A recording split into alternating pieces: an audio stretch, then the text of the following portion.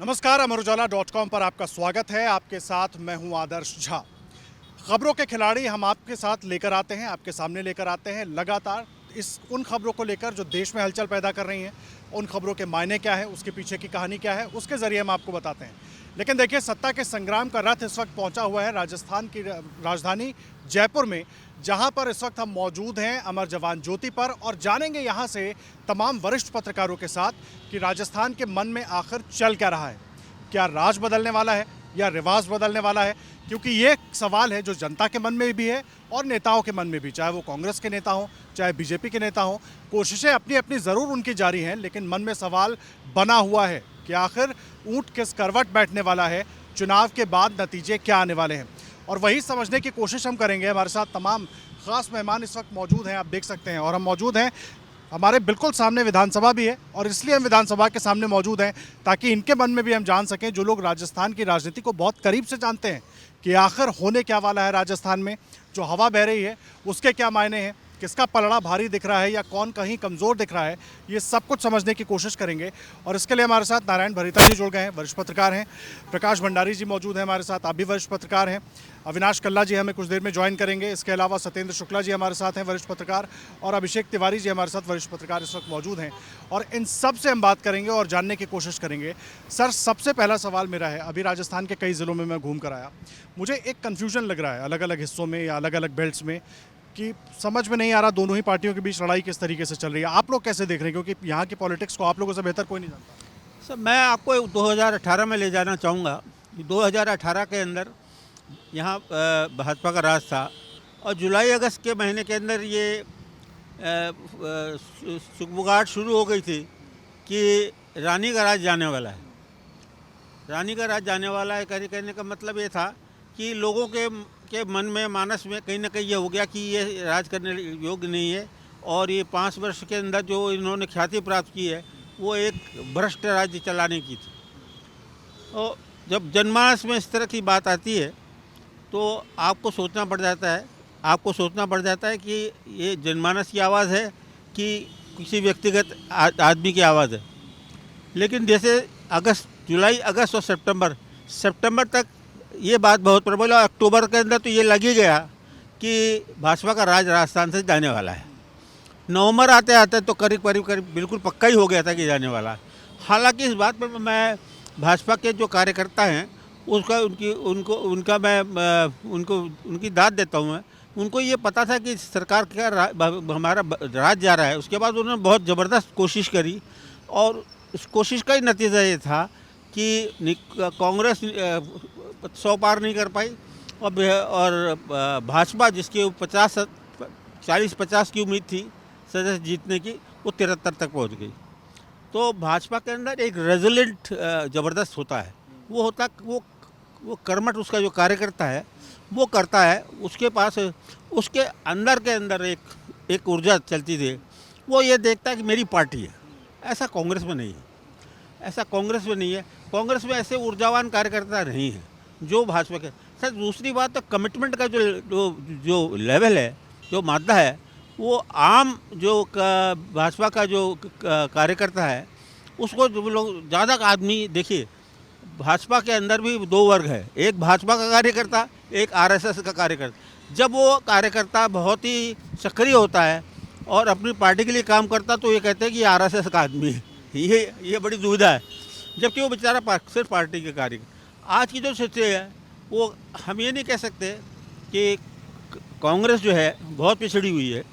कांग्रेस जो है कि पर सबसे बड़ी बात जो है 2018 के अंदर जो बात चली थी कि जा सकती है, वही जनता आज ये कह रही है कि कांग्रेस बहुत बढ़िया स्थिति में है, लड़ेगी और अच्छा है, बहुत अच्छा काम किया। अशोक गहलोत सरकार का नाम नहीं आता, अशोक जी का नाम आता है कि अशोक जी ने बहुत अच्छा काम किया, गहलोत सरकार बहुत अच्छी रही, फलाना गरीबों के लिए ऐसा ख्याल किया, इतनी सारी योजनाएं दी, जन कल्याण की योजना चलाई।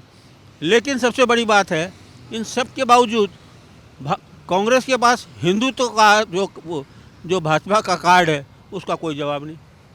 अब आप बताइए, इतनी सारी बातें कर दी, सरकार का आप खजाना लुटा दिया आपने, गहलोत साहब ने, और ऐसी योजना की कि इकोनॉमी और डेवलपमेंट के नाम पर कुछ नहीं छोड़ा होगा। आगे वाली सरकार भुगतेगी, ये भी मान रहा हूँ। लेकिन उन्होंने किया है जरूर कुछ, लेकिन इन सब के बावजूद वो जो हिंदुत्व है वो खरीद के भी नहीं ला सकते और समझा भी नहीं सकते। ये है। इसका जवाब नहीं, हिंदुत्व का जवाब नहीं, बहुत अहम है। सर मुझे एक बात बताइए, जिस तरीके से टिकट बंटवारे हुए और उसके बाद दोनों ही पार्टियों में जो हलचल देखने को मिली, अब तो नामांकन जो वापस लेने की तारीख थी वो भी निकल गई, अब तो पता है हमें कौन बागी है कौन नहीं है। तो जो परिस्थितियां अब बनी हैं, किसको देख रहे हैं कि किसी का एज है, या अभी कुछ कमियां और हैं, या अभी माहौल और बदलेगा? देखिए, ये ऐसा चुनाव है जिसमें अभी कोई न कोई लहर है, न कोई तरंग है, न कोई मैदान में चुनाव का रंग है। ये कह नहीं सकते कि राजस्थान का ऊँट किस करवट बैठेगा। इतने सारे किरदार और सरदार हैं कि ये कहना मुश्किल है कि हवा का रुख है वो नतीजे को कहाँ ले जाएगी। दोनों प्रमुख पार्टियों के अलावा दोनों पार्टियों में कम से कम 44 विद्रोही हैं। 1000 वोट भी बहुत मायने रखते हैं असेंबली इलेक्शन में, और इनको अगर आप रख दो एक तरफ तो आरएलपी है, आज़ाद पार्टी है, बीएसपी है, सीपीएम है, आप है, ये सब भी जितने वोट काटेंगे, वोट काट के वो किसको नुकसान पहुंचाएंगे ये कहना दुश्वार है। हमें मैदान में ऐसा लग रहा है कि ये पहला चुनाव है। आम तौर पे हर 5 साल कहते हैं कि ये सरकार गई, इस बार नहीं कह रहे हैं। कांग्रेस सत्ता में आए या न आए, लेकिन ये कांग्रेस की सरकार की कामयाबी है कि आज इस बात को लेकर लोग बहस कर रहे हैं कि ये आ सकते हैं। और बीजेपी के पाले में मैं देखता हूं कि अब तक वो ये कहते रहे कि कांग्रेस चेहरा बताए, लेकिन बीजेपी चेहरा नहीं बता रही है। भैरव सिंह शेखावत के समय उन्होंने चेहरा आगे रखा और कांग्रेस से ही सवाल पूछते थे। राजे के टाइम यही सवाल पूछा जाता था। आज उनके बीच में उनके पास कोई चेहरा बताने के लिए नहीं है। और मैं मानता हूं कि जब किसी राजनीतिक व्यवस्था के पास विकास का ठोस प्रस्ताव नहीं होता है, तब वो पनाह लेती है जज्बात में, इमोशंस में, भावनाओं में। अब वो धार्मिक ध्रुवीकरण की तरफ आ रहे हैं, वो भटके हुए हैं। वो ये केंद्रित नहीं कर पाए कि इस चुनाव में कौन सा मुद्दा है जो आवाम की दिलो दिमाग में छा सकता है। तो खुद मोदी जी ने इसकी शुरुआत की है अपनी उदयपुर की सभा से। उन्होंने राम पे, जज्बात पे, इमोशंस पे सेंट्रलाइज किया है, और मुझे नहीं लगता कि राजस्थान को पोलराइज कर पाएंगे, क्योंकि राजस्थान का जो मिजाज है वो गंगा जमुना के मैदान से भिन्न है। गंगा जमुना के मैदान ने चाहे अपनी तहजीब को छोड़ दिया हो, लेकिन राजस्थान ने उसका दामन थामे रखा है। आने वाले वक्त में ये कैसे इस पतवार को ले जाएंगे बीजेपी या कांग्रेस, उस पर बहुत मैसर करेगा। अशोक गहलोत का पॉपुलरिटी जितने सर्वे आए उसमें सबसे ऊपर है, पर सवाल ये भी है कि क्या वो इसको वोटों में तब्दील कर पाएंगे। दोनों पार्टियों में 2 फैक्टर देखने लायक होंगे। बीजेपी में वसुंधरा राजे फैक्टर क्या भूमिका अदा करता है, और कांग्रेस के अंदर सचिन पायलट का फैक्टर है, वो कितना चुनाव को प्रभावित करता है, इस पे मैसर करता है। में असर करता है। अविनाश जी, आप तो पूरा ग्राउंड वर्क भी आपने किया है इस पर। मुझे एक बात बताइए, बड़ा समझने की कोशिश मैं कर रहा हूँ। 2013 के चुनाव में भी मैं राजस्थान में था, 18 में भी था। एक पता चल रहा था कि क्या होने वाला है, लगभग एक आइडिया मिल रहा था। इस बार वो आइडिया बहुत ज़्यादा क्लियर पिक्चर नहीं दिख रही है। एक तो ये है, और दूसरा जिस पोलराइजेशन की हम चर्चा कर रहे हैं, क्या वो कार्ड यहाँ पर इफेक्टिव होगा ऐसे समय में जब पार्टियों में अंदरूनी लड़ाई ही खुद बहुत ज़्यादा है? देखिए, जैसे आपने ठीक कहा और नारायण जी ने भी कहा कि इस बार कोई पिक्चर क्लियर नहीं बता सकता कि किसको एज है, बट ट्रेंड एक तरफ है और दोनों पार्टियां अपने मूल कैरेक्टर से चेंज जा रही है। मैं इस बात को ज़रूर कहूँगा कि जो नारायण सर ने भी बोला कि हम कम्युनल स्टेट नहीं है, हम कास्ट डिवाइडेड लाइंस पे जाते हैं, तो वैसा कुछ कर नहीं रहे। और बीजेपी इसी एक आस पे है कि क्योंकि एक पेंडुलम स्टेट है, हम यहाँ आ जाएंगे, तो वो कोई ठोस मुद्दा नहीं बता रहे, रणनीति नहीं है। और जैसा भंडारी जी ने भी कहा, हाँ, उनके पास एक एक्टिव वर्कर है जो चार्ज अप है। अब अशोक गहलोत जी इस बार पूरी तरह, कांग्रेस भी अपने रंग से बिल्कुल इतर है। अभी तक सामूहिक नेतृत्व होता है तो हर किसी की थोड़ी बहुत इम्प्रिंट होती है, इस बार सिर्फ एक इम्प्रिंट है, वो है मुख्यमंत्री अशोक गहलोत। तो क्या वो वोट कन्वर्ट कर पाएंगे? वो भी अपने 5 दशक के पॉलिटिकल करियर का सबसे बड़ा गैम्बल ले रहे हैं। वो अपने रेगुलर कैरेक्टर से बिल्कुल अलग है। अब वो ऑफेंसिव खेलते हैं, कैंपेन में सिर्फ वही दिखे, उन्होंने अपने हिसाब से ही सीटें लाने दी। बहुत सारी चर्चा चली थी उनके नज़दीकियों को मिलेगा नहीं मिलेगा, उनकी सक्सेस रेशियो 99% रही, बारिंग एक महेश जोशी का टिकट हटा दे जो एमएलए थे और टिकट नहीं मिल पाया। धर्मेंद्र राठौड़ को मैं एमएलए नहीं गिनूंगा, वो वर्कर थे, उनका पहले भी टिकट नहीं था। तो सर कोशिशें तो कई लोगों की होती है, बट अगर हम एक सक्सेस रेशियो देखें उनकी, तो एक एक्सेप्शन के अलावा सब कुछ तो अंदर था। तो ये अशोक गहलोत का भी एक लिटमस टेस्ट है। वो खुद ये प्रूव करना चाहेंगे, क्योंकि हर बार उन पे आरोप लगता है कि उनकी सरकार जब जाती है तो कांग्रेस का ग्राफ बहुत नीचे आता है। तो उन्होंने परसेप्शन गेम में इस बार बीजेपी को पीछे रखा हुआ है। आप कहीं जाइए, परसेप्शन, प्रोपोगेंडा, कैंपेन, ये कांग्रेस का मुखर है। बीजेपी की अभी तक लाइन भी क्लियर नहीं है, पर जिस तरह से अमित शाह और प्रधानमंत्री आए हैं, उन्होंने लाइन सिर्फ हिंदुत्व रखी है और सेंट्रल की स्कीम्स, घूम फिर के मोदी की गारंटी। पर किस बात की गारंटी, ये अभी तक नहीं बता पाए। मुझे ऐसा लग रहा है गहलोत का फेस वर्सेस मोदी का फेस हो गया है और कुछ नहीं दिख रहा है। सर, ये हो रहा है, ये एक प्रयोग है। भाजपा चाहेगी कि चूंकि हम एक पेंडुलम स्टेट है, कि अगर यहाँ विक्ट्री आती है तो वो ये कह सके कि देखिए मोदी स्टेट भी डिलीवर करते हैं, क्योंकि अभी तक मोदी हार्टलैंड में अपने नाम पे स्टेट डिलीवर नहीं कर पाए। तो वो इस पे एक अपनी अपॉर्चुनिटी कर रही है। पर अगर वोटर्स का मिजाज वही रहा कि, क्योंकि मुख्यमंत्री खुद ये मान चुके हैं, एक इंटरव्यू में उन्होंने कहा था कि खबरें और रिपोर्ट ग्राउंड से ये है कि हमारे इनकम्बेंट विधायकों के खिलाफ नाराज़गी है और वो उन्हें नहीं बदल पाए। मतलब बहुत ज़्यादा नहीं बदले उन्होंने, कुछ मेरे ख्याल से 17 चेंजेस हुए हैं, उसमें से 3 तो कंटेस्ट ही नहीं करना चाह रहे थे। तो 12-14 चेंज के अलावा ज़्यादा चेंज नहीं आए। तो क्या वो लोग जिन्होंने एमएलएस को सफ़र किया या उनकी नाकामियाँ रही, और अब आपके जो 7 स्कीम और जो आप सोप्स दे रहे हैं, क्या ये उनको अपने 4.5-5 साल का जो उन्होंने उनको झेला उसको ओवरकम कर पाएगा? ये देखने लायक बात है। जाहिर सी बात है। और जनता क्या फैसला करेगी? ये जो पिछले 1 साल में जिस तरह से योजनाओं की एक झड़ी लगी, उसका क्या असर पड़ेगा? आप तमाम वरिष्ठ लोगों को सुन रहे हैं जो राजस्थान की राजनीति पर एकदम पैनी नज़र रखते हैं और बहुत अच्छे से उसको समझते भी हैं। देखिए, चुनाव आमतौर पर तो मुद्दों की बात होती है, लेकिन मतदान मुद्दों पर नहीं होता, ये हम सब जानते हैं। तो एक तो यहाँ के मुद्दे क्या हैं, और अभी भी ऐसी स्थिति क्यों बनी हुई है कि मतदान के वक्त फिर आदमी मजबूर हो जाता है उसी व्यक्ति को चुनने के लिए, उसी जातिगत गणित की वजह से, जो शायद इनकॉम्पिटेंट भी रहा हो। देखिए, जहाँ तक हम चुनाव के मुद्दों की बात कर रहे हैं, ऑब्वियसली जैसा आपने कहा कि चुनाव के जो शुरुआत के 3.5-4 साल में जो मुद्दे दिखते हैं वो तो मतदान के वक्त आते नहीं हैं। पिछले कुछ सालों से जैसा देश का मुद्दा हो गया है, हिंदुत्व बहुत बड़ा मुद्दा बन के आ रहा है। बीजेपी हिंदुत्व के मुद्दे पे ही अपना पूरा कैंपेन करती है। कल मोदी जी ने भी, इसके पहले भी अमित शाह आते हैं या जो भी कोई नेता आते हैं, वो इस मुद्दे के इर्द गिर्द ही अपना पूरा कैंपेन प्लान करते हैं। तो ऑब्वियसली देश का जो मुद्दा है उसका असर राजस्थान के मुद्दे पे, राजस्थान के चुनाव पे बहुत ज़रूरत से पड़ेगा ज़रूर। और दूसरी बात, एक चीज़ बताऊं, मैंने कई बार ऐसा नोट किया इलेक्शन कैंपेन कवर करते हुए भी कि अपार्ट फ्रॉम दिस कैंडिडेट से जुड़े लोकल मुद्दे भी बहुत बड़ा रोल प्ले करते हैं। कई बार ऐसा होता है कि मैं एक फलानी पार्टी को पसंद तो करता हूँ, लेकिन वहाँ पे जो उन्होंने कैंडिडेट फील्ड किया होता है, मैं उसको वोट नहीं करना चाहता, तो इस चक्कर में उस पार्टी के पास में मेरा वोट नहीं जाता। वाइस वर्सा उल्टा भी होता है कि मैं कैंडिडेट को तो पसंद करता हूँ लेकिन पार्टी को नहीं करता, तो उस केस में मैं उसको वोट कर देता हूँ। तो हो सकता है मैं ए पार्टी को सपोर्ट करता हूँ लेकिन मैं बी पार्टी की कैंडिडेट को वोट कर दूँ, क्योंकि मेरे को उस आदमी का चाल चलन, कैरेक्टर या उस बेसिकली उसका एटीट्यूड पसंद आता। तो ये तो मैं जो कहना चाह रहा हूँ कि पहली बात, देश के मुद्दे हिंदुत्व हो गया। लोगों के मन में एक ये बात धीरे धीरे घर करती जा रही है कि हमको मोदी जी को वापस प्रधानमंत्री तीसरी बार बनाना है।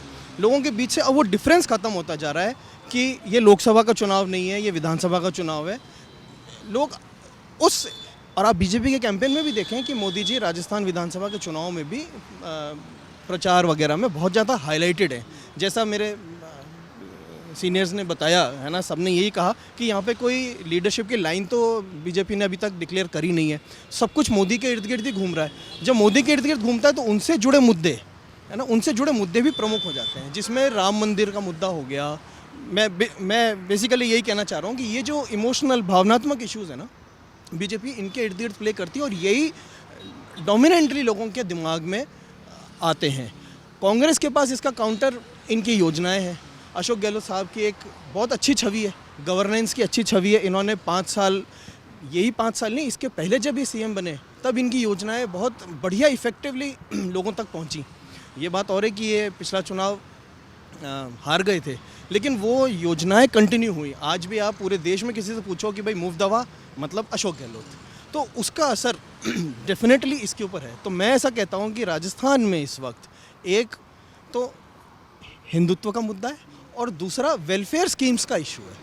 तो बीजेपी और कांग्रेस ने, जहाँ तक मेरी नज़र से मैं देख पाता हूँ, अपने इलेक्शन कैंपेन्स को इन दोनों के इर्द गिर्द ही किया है। आज कांग्रेस जो गारंटी यात्रा निकाल रही है, जो गारंटी के मुद्दे कांग्रेस बता रही है, ये बेसिकली इन्हीं वेलफेयर स्कीम से तो ओरिजिनेट हो रहे हैं।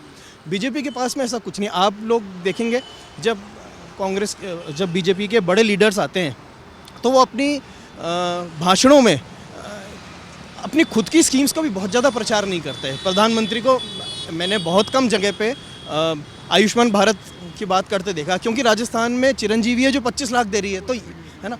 गैस सिलेंडर की बात नहीं करते प्रधानमंत्री या बीजेपी का कोई भी नेता, जबकि कांग्रेस नेता जो हैं, चाहे खड़गे जी आए, प्रियंका गांधी आए, है ना, अभी ये सब के सब इस मुद्दे के ऊपर ज़्यादा बोलते हैं। तो मेरे हिसाब से ये मुद्दे राजस्थान के इस वक्त अहम मुद्दे हैं जिनकी आप बात कर रहे हैं। हिंदुत्व वर्सेस गारंटियाँ, क्या चलने वाला है? क्योंकि जब बीजेपी के बड़े नेता आते हैं तो वो राम मंदिर के आसपास या हिंदुत्व से जुड़े मुद्दों को घेरते हैं, उसके ज़रिए आगे बढ़ने की बात करते हैं। अशोक गहलोत ने पिछले 1 साल में जिस तरीके से योजनाओं की झड़ी लगा दी है, तो मतदान में क्या ज़्यादा प्रभावित कर सकता है यहाँ के लोगों की सोच के साथ? जी आदर्श जी, मैं आपको बताना चाहूँगा, इस बार जो राजस्थान का चुनाव बहुत ही विशेष है। विशेष इसलिए कि यहाँ पे चुनाव कांग्रेस पार्टी नहीं लड़ रही, सिर्फ अशोक गहलोत चुनाव में पूरी तरह से मैदान में उतरे हुए। इसी तरह अगर हम बीजेपी में ले तो यहाँ मोदी जी ने अपना प्रतिष्ठा का सवाल बना रखा है। मोदी जी कैंपेन में आ रहे हैं, मोदी साधे राजस्थान, इस तरह के विज्ञापन जारी हो रहे हैं। तो इसका मतलब आप समझ सकते हो कि सीधी लड़ाई मोदी जी और गहलोत जी के बीच में है। अब 7 गारंटियों की बात ले लो, जिसमें मैं बताना चाहूँगा कि पेपर लीक मामला यहाँ पे बीजेपी बहुत ज़ोर शोर से उठा रही है और युवाओं से आप बात करोगे वो पेपर लीक से बहुत परेशान है। तो अशोक गहलोत को ये लगा कि ये पेपर लीक मामला नुकसान कर सकता है, इसलिए उन्होंने एक गारंटी दी। जो नव मतदाता यहाँ पे बहुत ज़्यादा है, 20 लाख से अधिक नव मतदाता इस बार पहली बार मतदान करेंगे, उनके मन में जहन में पेपर लीक का मामला रहेगा। इससे उसको पार पाने के लिए उन्होंने निःशुल्क कंप्यूटर और टैबलेट जोड़ना, जो फर्स्ट ईयर में विद्यार्थी सरकारी कॉलेजों में एडमिशन लेगा वो उसकी गारंटी दी है। इससे वो चाहेंगे कि जो 20-22 नव मतदाता है उसमें वो थोड़ा मतदाता वो हमारी तरफ इस गारंटी को देखते हुए ले सके। एक ओपीएस स्कीम, सरकारी कर्मचारियों की कानून बनाने की बात कही है। गोवर्धन जो योजना है वो छत्तीसगढ़ की योजना है और बाकी चिरंजीवी योजना है, एक आपदा योजना उन्होंने दी है। तो ये 7 गारंटियों के आधार पर मुख्यमंत्री अशोक गहलोत उतरे हुए हैं। और जो जैसा आपने कहा हिंदुत्व का मुद्दा, आपका कहना बिल्कुल सही है। राजस्थान में जो चुनाव है, ख़ास तौर पे अगर हम राजधानी की बात करें, जयपुर की या उदयपुर की बात करें, यहाँ पे जो चुनाव है वो हिंदू मुस्लिम हो चुके हैं। मतलब जो हिंदू और मुस्लिम, इसको लेके यहाँ पे वोट पड़ने की पूरी तरह संभावना है। अगर आप परकोटे में जाओगे, हवा महल, किशन पोल, अभी किशन पोल का मैं बहुत बड़ा आपको किस्सा बताता हूँ। यहाँ के मुख्य निर्वाचन अधिकारी ने प्रेस कॉन्फ्रेंस करी, उन्होंने बताया किशन पोल एक ऐसा मात्र विधानसभा क्षेत्र है पूरे राजस्थान में जहाँ मतदाता कम हुए हैं, पलायन हुआ है। ये मुद्दा बीजेपी ने उठाया था कि हिंदू मतदाता छोड़ के जा रहे हैं, काफ़ी ज़ोर शोर से ये मुद्दा उठा था। तो किशन पोल विधानसभा में आप जाएंगे, वहाँ पे हिंदू मुस्लिम है। हवा महल में आप जान ही चुके हो कि वहाँ पे ये हिंदू मुस्लिम हो चुका है। इसके अलावा आदर्श नगर विधानसभा सीट है, चाहे मालवीय नगर है, चाहे सांगनेर है, या दूसरी सीट है जयपुर में, जो मुझे लगता है यहाँ पे हिंदुत्व का मुद्दा बहुत छाया रहेगा। और जहाँ तक गारंटी की बात है, वो ग्रामीण क्षेत्रों में जो मुख्यमंत्री जा रहे हैं, जगह जगह जनसभाएं कर रहे हैं, 1 से 3 जनसभाएं कर रहे हैं, तो ग्रामीण क्षेत्रों में गहलोत की गारंटी का असर रहेगा। तो ग्रामीणों के खातों में पैसा गया है, पेंशन उनको 1-1 हज़ार रुपये मिली है और स्मार्टफोन मुख्यमंत्री जी ने दिए हैं। इसका जहन उनके मतदाताओं पे मतदान करते वक्त जरूर पड़ेगा कि मुख्यमंत्री जी ने मुझे 1 हज़ार पेंशन दी, मुझे स्मार्टफोन दिया, ये थोड़ा फ़र्क पड़ सकता है। शहरी मतदाताओं की बात करें तो यहाँ पे भ्रष्टाचार बहुत महत्वपूर्ण मुद्दा है। इसके अलावा पेपर लीक है, कानून व्यवस्था है, महिला अत्याचार है, दलित उत्पीड़न है, इस तरह ये मुद्दे बीजेपी उठा रही है। और आपको मैं ख़ास बात बताना चाहूँगा, बीजेपी के पास इन बातों के अलावा कोई बात ही नहीं है। किसी भी प्रवक्ता, राष्ट्रीय प्रवक्ता हो, चाहे मोदी जी हो, अमित शाह जी हो, या मीडिया सेंटर में कोई भी नेता प्रेस कॉन्फ्रेंस कर रहा है, वो पेपर लीक, दलित अत्याचार, महिला उत्पीड़न, भ्रष्टाचार, इसके अलावा कोई लाइन नहीं बोल पा रहा। और जैसा कि आपने बताया, हमारे साथी ने बताया कि आयुष्मान भारत की वो बात नहीं करेंगे, चिरंजीवी की बात नहीं करेंगे, उनके पास गहलोत की योजना को तोड़ नहीं है। वहाँ उसमें ये ज़रूर भ्रष्टाचार बताने की कोशिश करेंगे कि इस योजना में ऐसा भ्रष्टाचार हुआ। मैं एग्जांपल देता हूँ स्मार्टफोन योजना का। स्मार्टफोन बटे बीजेपी ने ट्विटर में डाल दिया कि इससे महिलाओं की निजता का हनन हुआ है, इतना डाटा लीक हो गया है, तो ये उन्होंने कमी निकाली। इसको बीजेपी ने ट्विटर हैंडल पे डाला, काफ़ी प्रचार प्रसार किया। अब ये ले लो आप, बाकी और गारंटी 7 गारंटी गहलोत जी ने बता रखी, 7 गारंटी वो जो बीजेपी है वो ये बताती है भ्रष्टाचार की गारंटी, पेपर लीक की गारंटी, इस तरह की वो गारंटियाँ बता देती है। तो बीजेपी के पास केवल भ्रष्टाचार, दलित उत्पीड़न, पेपर लीक, यही मुद्दे हैं और गहलोत जी अपनी गारंटियों को लेके चल रहे हैं। कोई सी भी जनसभा हो वो अपनी गारंटी के बारे में ज़रूर बताते हैं। नीचे ग्राउंड लेवल जाके फीडबैक लेते हैं कि आपको मोबाइल मिला नहीं मिला, अन्नपूर्णा किट मिली नहीं मिली, 500 रुपये सिलेंडर मिला नहीं मिला, तो सारी योजना को ज़मीनी स्तर पे वो फीडबैक ले रहे हैं। तो आपका कहना बिल्कुल सही है, चुनाव बीजेपी हिंदुत्व पे है। मुख्यमंत्री अशोक गहलोत अपनी योजनाओं के बलबूते चुनाव लड़ रहे हैं, लेकिन जैसा मैंने आपको पहले बताया था, इस बार कांग्रेस नहीं, मुख्यमंत्री अशोक गहलोत अकेले चुनाव उनके ऊपर है। आप देखेंगे कि जो कैंपेन हो रही है उसमें सीएम ही चेहरा है और सीएम को ही आगे रखा जा रहा है। बाकी नेता और काम कर रहे हैं ग्राउंड लेवल पे, लेकिन मुख्यमंत्री अशोक गहलोत ने तीसरा जो ये चुनाव है अपना मुख्यमंत्री कार्यालय वाला, वो काफ़ी प्रतिष्ठा का चुनाव बनाया है। पूरी वो मेहनत से लगे हुए हैं। और जहाँ तक बीजेपी की बात है, जैसा कि हमारे वरिष्ठ पत्रकारों ने कहा कि रिवाज बीजेपी मान के चलेगी, रिवाज बदल जाएगा, तो वो निश्चिंत है कि उनको लगता है कि यहाँ तो बदलेगा ही बदलेगा, क्योंकि राहुल गांधी जी आए तो नेक टू नेक की फाइट बता चुके हैं। और जैसा कि पिछली बार का आपने आंकड़ा देखा, कोई बहुमत कांग्रेस का ऐसा नहीं था, 100 सीटें थी, निर्दलीय 16 जीते थे। तो नेक टू नेक लड़ाई में ये है कि बिल्कुल कांटे की टक्कर रहने वाली है। बस ये कि आम जनता, जैसा मैंने बताया शहरी मतदाता, वो भ्रष्टाचार, पेपर लीक ये देखेगा। जब जो ग्रामीण मतदाता जिसको स्मार्टफोन मिला है, पेंशन मिली है, वो गहलोत की योजना को जरूर एक बार वोट डालते हुए ध्यान में रखेगा। ये अहम बात आप कह रहे हैं। सौरभ भट्ट हमारे सहयोगी भी हमारे साथ बने हुए हैं इस चर्चा में। देखिए, सौरभ भी राजस्थान की राजनीति को बहुत करीब से जानते हैं, बहुत करीब से देखते रहे। सौरभ, मुद्दे क्या होने वाले हैं चुनाव में? हिंदुत्व पर ही लड़ाई होगी आगे जाकर, ध्रुवीकरण की ही कोशिश होगी, या वाकई लग रहा है कि अंत में जब जनता वोट देने जाएगी तो कुछ मुद्दों के बारे में भी सोचेगी? देखिए, मुद्दे बिल्कुल होंगे, ऐसा नहीं है मुद्दे नहीं होंगे, लेकिन राजस्थान में जो चुनाव है ज़्यादा उसमें प्रभाव होता है जातियों का, और दोनों ही पार्टियां ही जानती हैं कि जातिगत जो समीकरण है वो ही सबसे ज़्यादा चुनाव में प्रभावी होंगे, और ये उनके टिकट बंटवारे में भी साफ नज़र आता है। कांग्रेस जैसे शेखावाटी में अपन देखें, कांग्रेस में तो जो जाट प्रत्याशी हैं उन पे कांग्रेस ने ज़्यादा जोर दिया है। बीजेपी ने राजपूतों को ज़्यादा टिकट दिए हैं, जनरल कास्ट में ज़्यादा टिकट बांटे हैं बीजेपी ने। तो ये फैक्टर राजस्थान में हमेशा से काम करता है, ये दोनों पार्टियां जानती है। मुद्दों की बात करें तो मुद्दे हैं।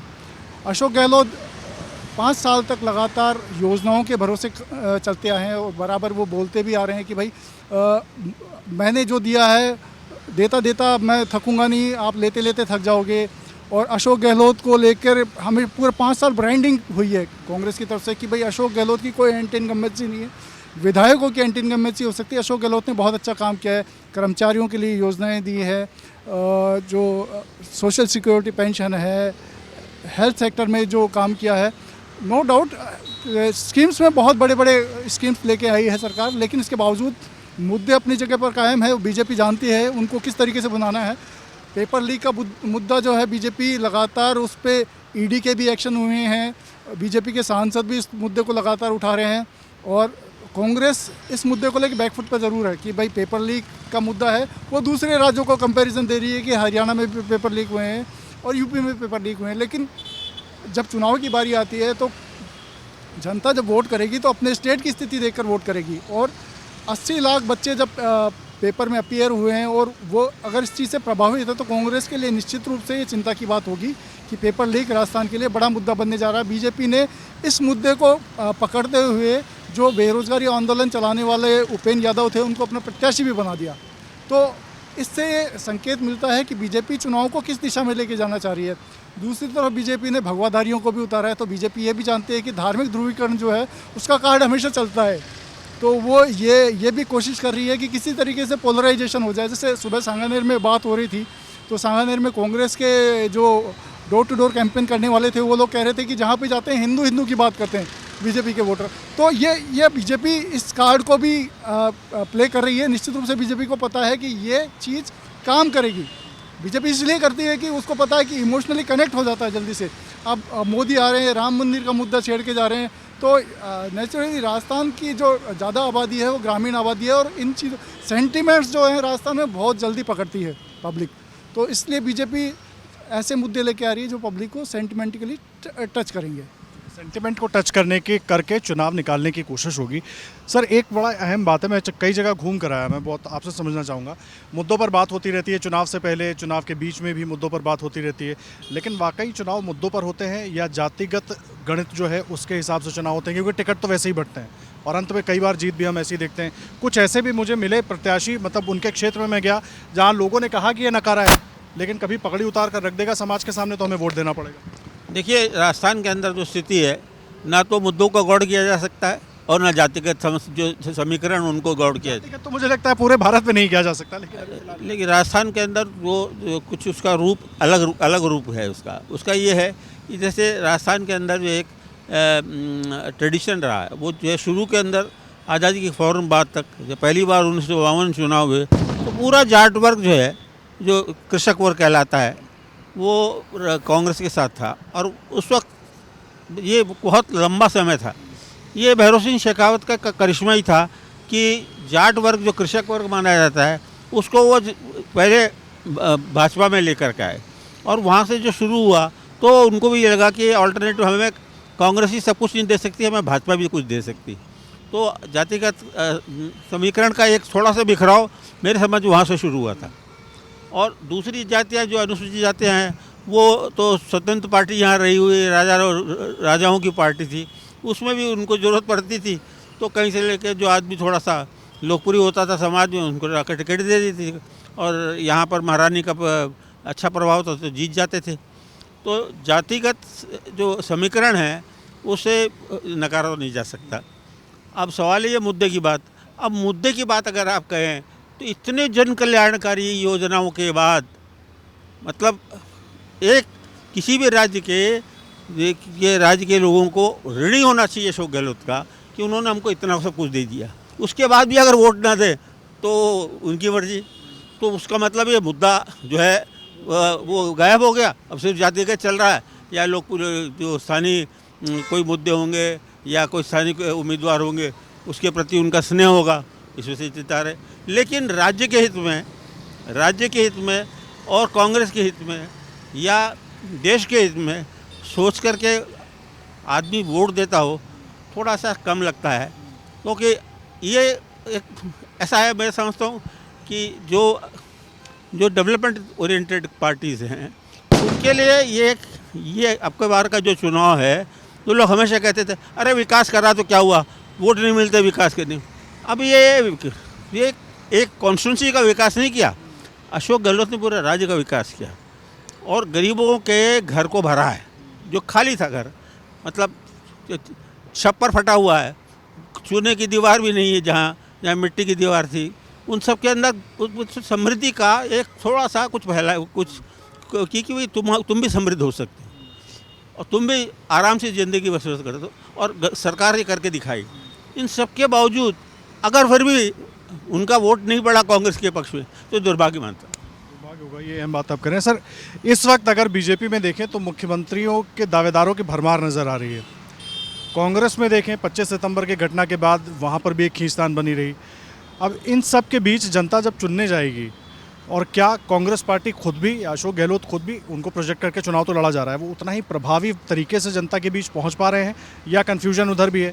और दूसरी तरफ मैं जोड़ देता हूं, बीजेपी में जो ये चेहरों की भरमार हो गई है, क्या एक चेहरा फ्रंट पे करते तो गणित कुछ और अलग होता? वो कोई भी चेहरा हो सकता था। अशोक गहलोत 3 बार पीसी चीफ रहे हैं, कोई ब्लॉक उन्होंने छोड़ा नहीं जिसमें नए मिले हों।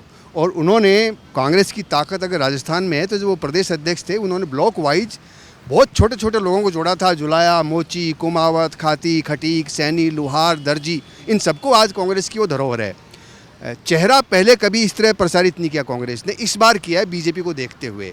इसका उनको लाभ मिलेगा क्योंकि उनका व्यक्तिगत संपर्क ग्रास रूट पे है। नंबर 2, दोनों के मतदाता वर्ग में फ़र्क है। बीजेपी का मतदाता थोड़ा वोकल मुखर होता है, वो बाज़ार में बैठता है, वो वाकपटु होता है, वो वाचाल होता है, उसकी ध्वनि सुनाई देती है बाज़ार में। कांग्रेस का जो समर्थक है वो थका मांदा, एक एहसास कमतरी से गुजरता हुआ, एक थोड़ा संकोची स्वभाव का होता है, उसका आपको दर्द नहीं होता वो क्या बोल रहा है। बीजेपी के पैमाने पे अगर ये राजे को चेहरा बनाते तो शायद उनको लाभ होता।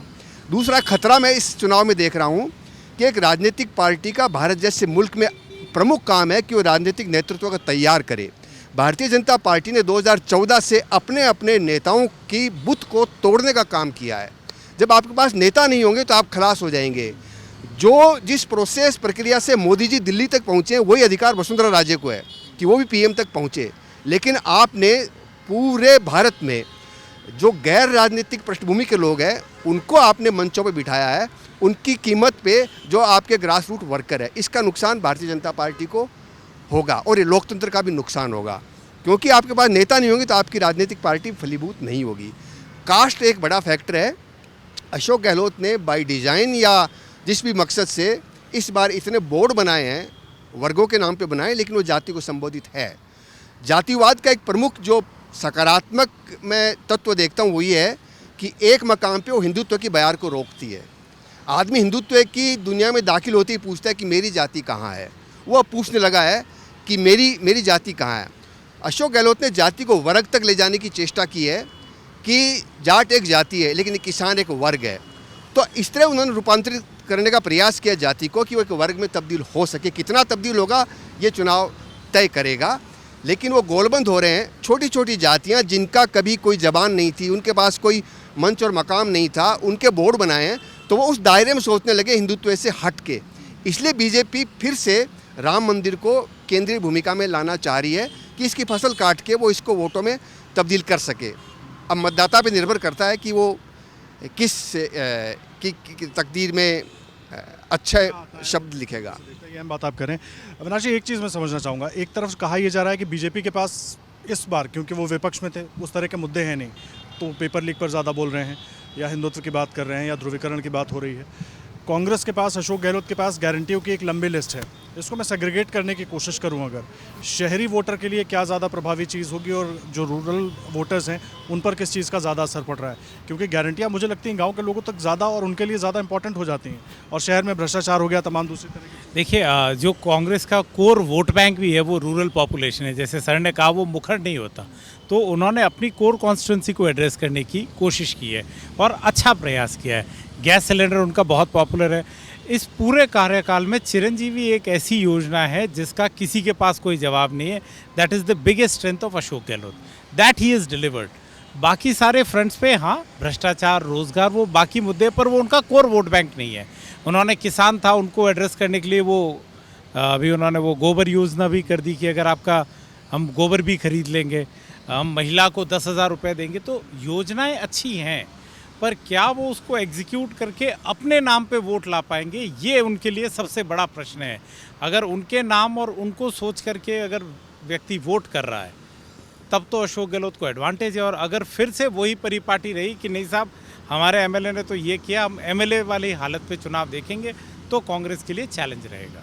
पेपर लीक पर मुझे लगता है कि युवा जो जिस तरीके से फर्स्ट टाइम वोटर्स इस बार हैं, करीब 20 लाख के आसपास, और वो युवा उनसे कुछ आसपास ही होंगे जो एग्ज़ाम दे की तैयारी कर रहे होंगे। मैं जोड़ देता हूँ, आप जवाब दे दीजिएगा।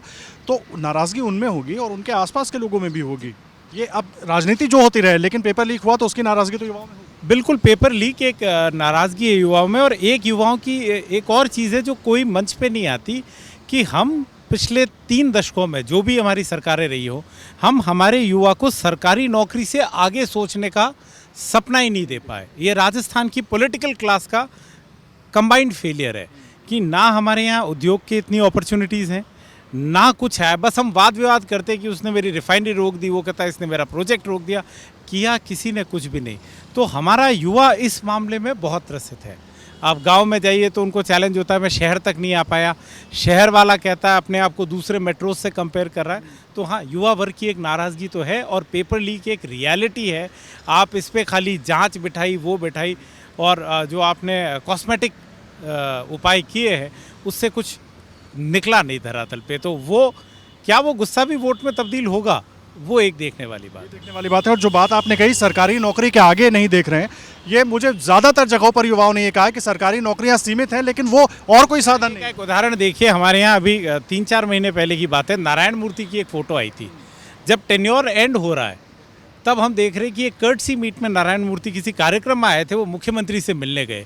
ये नारायण मूर्ति 2018-19 में आते, इन्फोसिस का जो जयपुर का सेंटर है उस पर करीब करीब जो लोग काम करते हैं 11,000 लोग इधर काम करते हैं, या 5,000 लोग करते हैं सॉरी, और वही भुवनेश्वर में 11,000 लोग काम करते हैं, जो हमसे भी छोटा शहर है। तो क्या जयपुर उससे बेटर डिज़र्व नहीं करता? इस सारे सामंजस्य बैठाने में ये एक फैक्शन तो मुझे लगता है रूलिंग पार्टी भूल ही गई। ये एग्जाम्पल भी आपने बहुत सही समय पर दिया है और बहुत इंपॉर्टेंट एग्जाम्पल हो जाता है। मुद्दों पर बात हो रही है, जॉब्स की बात हो रही है, सवाल सबसे बड़ा ये है कि अब जो तरीके से चुनाव की जो दशा और दिशा दिख रही है, पलड़ा किसी का भारी दिख रहा है या ऐसा लग रहा है कि कोई क्लियर मैंडेट में आ जाएगा? अभी तो नेक एंड नेक ही दिख रहा है, क्योंकि अब जब कल बागियों ने नाम वापस लिए हैं, कुछ बागी दोनों साइड के ऐसे हैं जो चुनाव में बहुत बड़ा रोल प्ले करेंगे। मेरे को ऐसा लगता है कि जैसे पहले अपन कहते थे ना कि फलाने के पक्ष में लहर है, राजस्थान इस वक्त मेरे को किसी के पक्ष में या किसी के खिलाफ लहर नहीं दिखती। ये सीट बाय सीट के चुनाव है। ऑब्वियसली सीएम गहलोत साहब, पीएम मोदी साहब के ब्रांड के ऊपर तो चुनाव लड़ाई जा रहा है एट अ मैक्रो लेवल। हम जयपुर शहर में बात करते हैं तो हम मोदी वर्सेस गहलोत की बात कर रहे हैं, लेकिन हमको राजस्थान के चुनाव समझने होंगे, मुद्दे जानने होंगे, तो हमको गांव तक जाना पड़ेगा, है ना। और वहाँ पे कैंडिडेट्स बहुत बड़ा रोल प्ले करते हैं, है ना। तो मेरे कहने का तात्पर्य यही है कि अभी ये चुनाव मेरे को फंसा हुआ दिखता है दोनों पार्टियों के साथ साथ। यहाँ पे कई छोटी छोटी पार्टियाँ भी हैं। आरएलपी का एएसपी के साथ में कोलिशन हुआ है, उन्होंने कई कैंडिडेट्स उतारे, वो रोल प्ले करेंगे। कुछ एक निर्दलीय अपना रोल प्ले करेंगे। तो ये देखने वाली बात होगी कि आखिर at the end of the day मतदाता जाता किसके साथ है, क्योंकि बुनियादी तौर पर जैसा अपन ने पहले अपन बात कर रहे हैं, मुद्दे सबके दिमाग में पहले से फिक्स्ड है।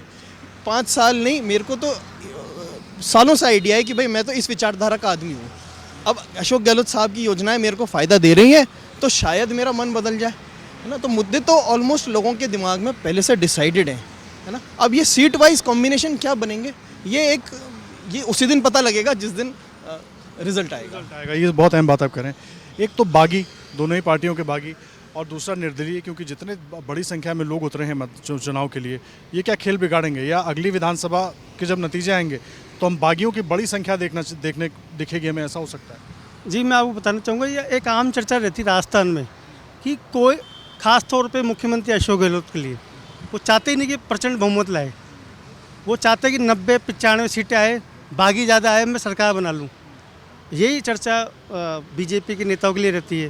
वो चाहते ही नहीं है कि सरकार ऐसी आए ताकि हमारी वक़्त कायम रहे। तो यहाँ पे जो बागी और निर्दलीय है वो बहुत अहम रोल अदा करते हैं, और इस बार जो निर्दलीय उतरे और बागी उतरे हैं वो ज़रूर खेल बिगाड़ेंगे, क्योंकि इस बार जो टिकट वितरण हुआ है, अगर अपन माने कि वसुंधरा कैंप की चली तो ऐसा नहीं कि वसुंधरा के खास लोग टिकट काटे गए, जिसमें यूनुस खान, अशोक परनामी और राजपाल सिंह शेखावत, अशोक लाहौटी प्रमुख है। और वसुंधरा ने ऐसा नहीं कि उनके कैंप के भी टिकट दिए गए।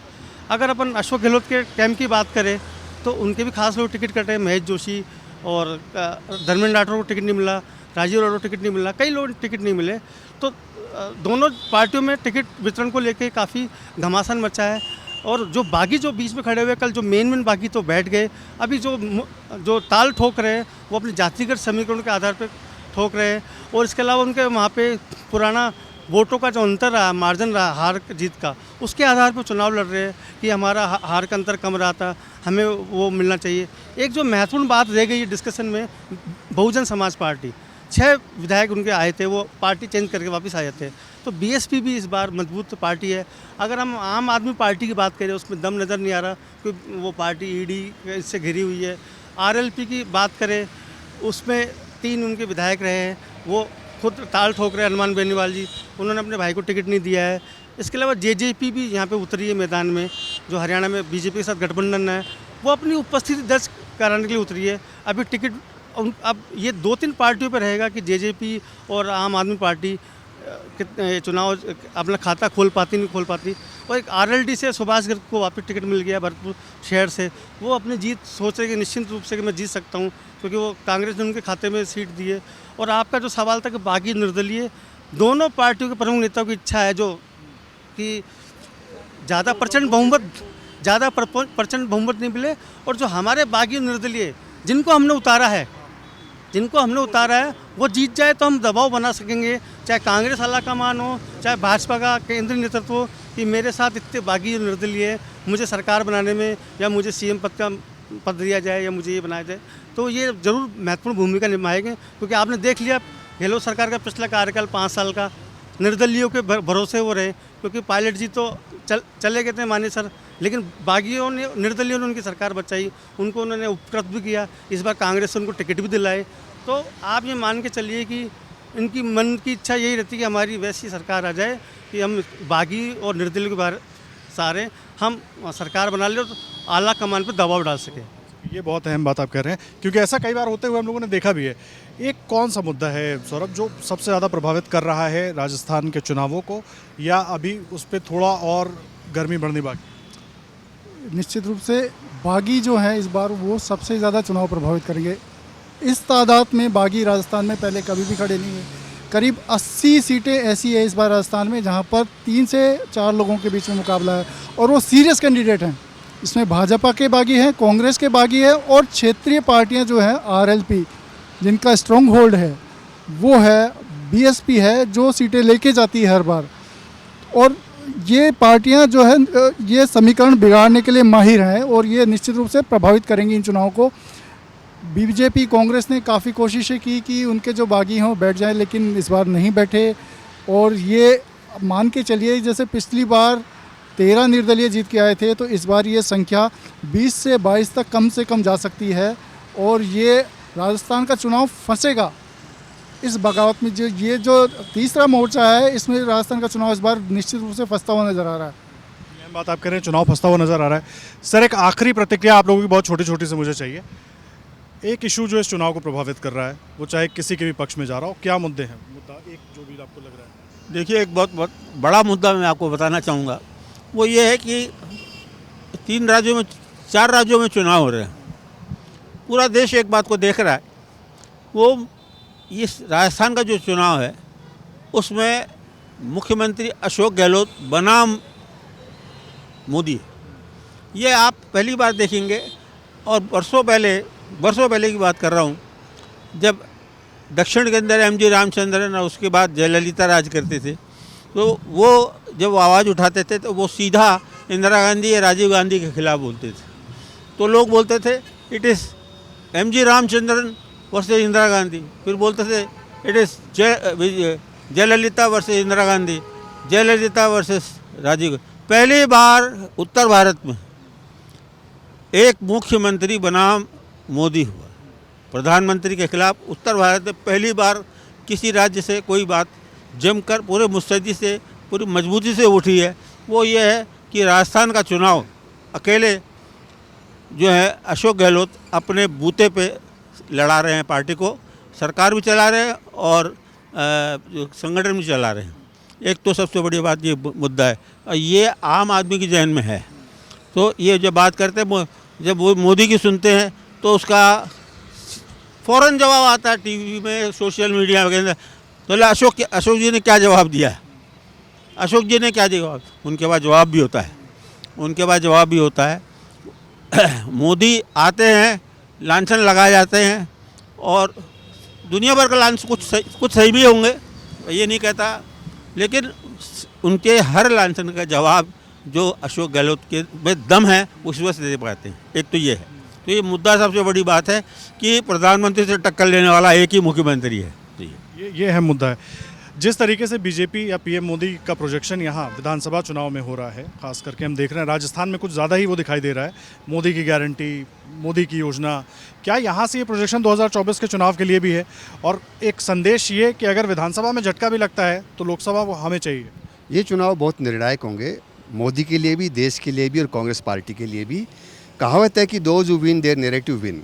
पहली बार मैं देख रहा हूं कि इनके नैरेटिव पे वो रेस्पॉन्ड कर रहे हैं। अब तक बीजेपी नैरेटिव देती है, कांग्रेस प्रतिक्रिया व्यक्त करती है। मोदी ने अपनी सभाओं में कहा कि मैं गारंटी देता हूं, यानी जो गारंटी वाला शब्द इन्होंने प्रयोग किया है उस पर वो रिएक्ट करने लगे हैं। तो उस लिहाज से मुझे लगता है कि ये चुनाव हिंदुस्तान की तकदीर अलग तरह से लिखेगा। ऐसा लोगों को लगने लगा है कि हिंदू मुस्लिम जात पात धर्म इन सब का एक उच्चतम बिंदु आ चुका है। लोग इससे आगे की बात करना चाहते हैं और थोड़ा मैं प्रभाव मोदी जी का कम होते हुए देख रहा हूँ पहले के मुकाबले, कि उन्होंने 7 सांसद उतारे, 7 का विरोध हुआ। वो सीधे मोदी के नुमाइंदे थे, अमित शाह के नुमाइंदे थे। 2018 में कोई सोच नहीं सकता था। ये बयान बता रही है कि ये राजस्थान से फीकी पड़ी है। उठने वाली जो हवाएं हैं वो दिल्ली की सियासत को बुरी तरह से प्रभावित करेगी।